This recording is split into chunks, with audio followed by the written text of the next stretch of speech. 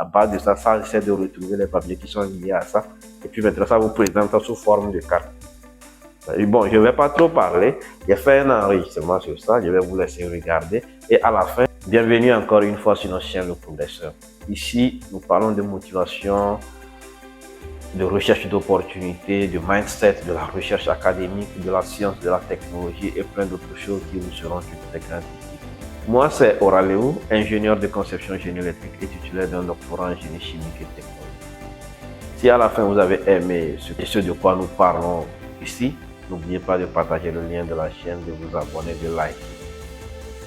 Et si vous avez des suggestions aussi, n'oubliez pas de les laisser en commentaire.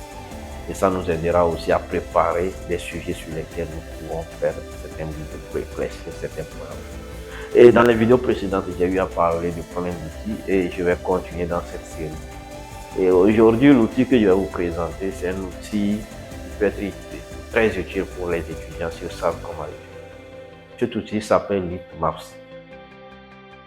Maps, nous tous on sait, comme on dit Google Maps, c'est sous forme de carte, vous voyez, non? Et lit, ça veut dire littérature en fait, littérature maps. C'est-à-dire que ça représente la littérature sous forme d'une carte en fait.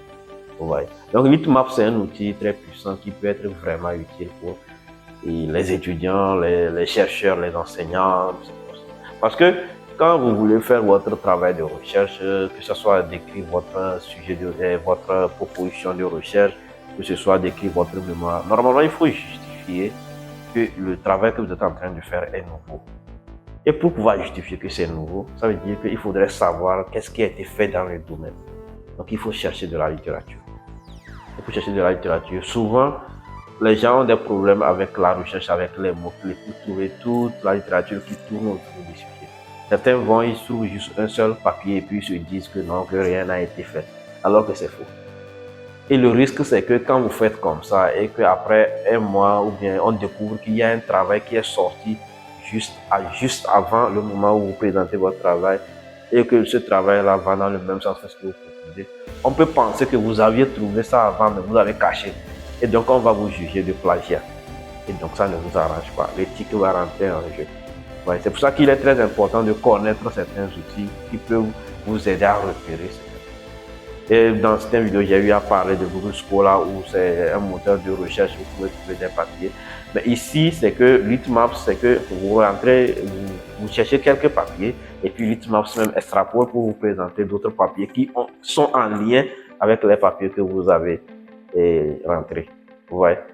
Ça veut dire, premièrement, vous rentrez des mots-clés, ça vous tourne certains papiers, vous sélectionnez les plus importants dedans. À base de ça, ça essaie de retrouver les papiers qui sont liés à ça. Et puis maintenant, ça vous présente sous forme de carte. Et bon, je ne vais pas trop parler.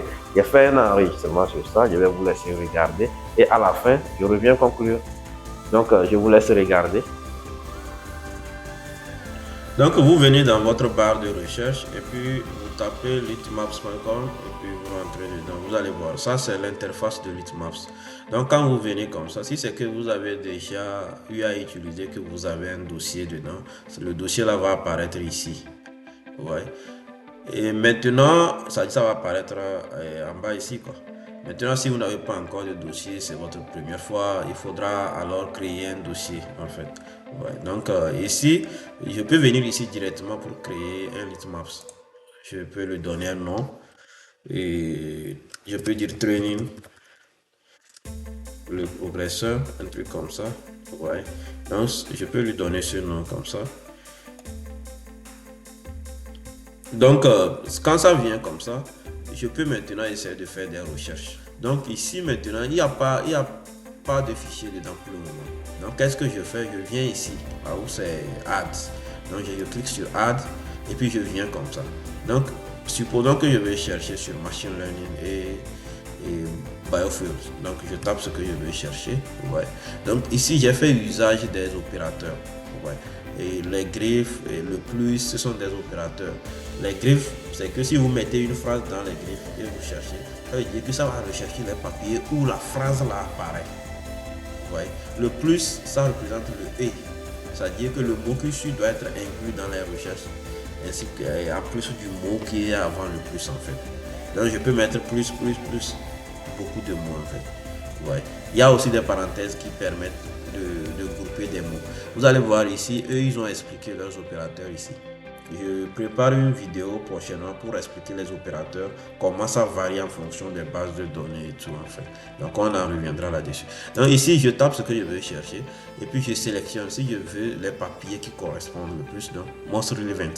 Donc je lance la recherche et ça va essayer de chercher. Quand ça cherche maintenant, vous allez voir qu'il y a des papiers qui s'affichent. Ouais. Donc je les sélectionne. Je sélectionne les papiers, j'essaie de parcourir un peu et puis je sélectionne en fait. Donc quand je sélectionne comme ça, et je peux les ajouter à ma Litmaps. Et vous allez voir que maintenant si je reviens là-bas, vous voyez. Donc vous allez voir que si je reviens là-bas, les papiers que j'ai sélectionnés maintenant, ça va apparaître ici. Vous voyez non? Donc ici c'est seulement 4 papiers que j'ai sélectionnés. Mais ces 4 papiers, peut-être que ce n'est pas suffisant pour moi. Qu'est-ce que je vais faire? Je vais me baser sur ces 4 papiers-là pour chercher d'autres papiers. Et vous allez voir ici, vous cliquez sur Explore Related Article. Donc ça va essayer de chercher les papiers qui ont été cités par ces papiers et les papiers qui sont reliés à ça en fait. Donc je clique ici.